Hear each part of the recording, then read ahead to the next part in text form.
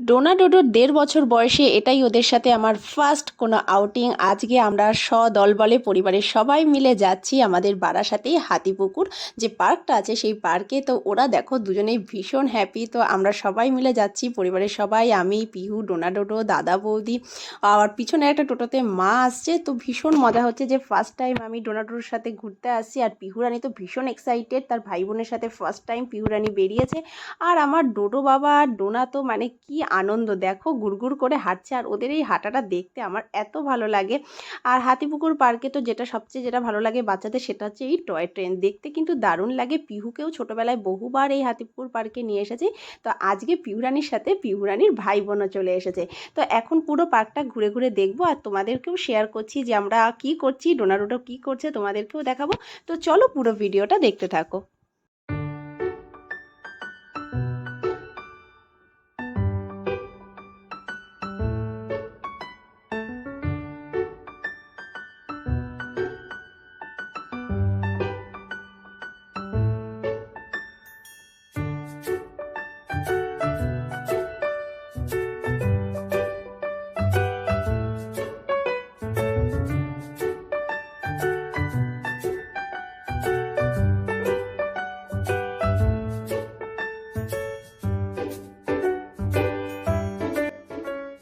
ছোটদের সাথে সাথে হাতিপুকুর পার্কটা কিন্তু বড়দের জন্য ভীষণ ভালো একটা জায়গা। এটা কিন্তু হাতিপুকুর পার্কের একটা রেস্টুরেন্ট, এখানে তোমরা স্ন্যাক্স জাতীয় আইটেম পেয়ে যাবে।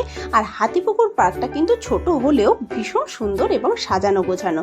বলতে পারো বারাসাতের মধ্যে এই এক টুকরো জায়গা যেখানে একটু সবাই এসে আনন্দ করতে পারে।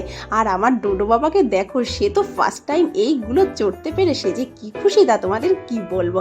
আর এই দেখো ডোনাও তো পাশে বসে পড়েছে। আর ওরা কিন্তু প্রথম এই কোনো পার্কে এসছে, আর ওদের এই হাসিটা দেখতে আমার যে কি ভালো লাগছে। তো চলো দেখি এখন আর কি কি করে আমার ডোডো।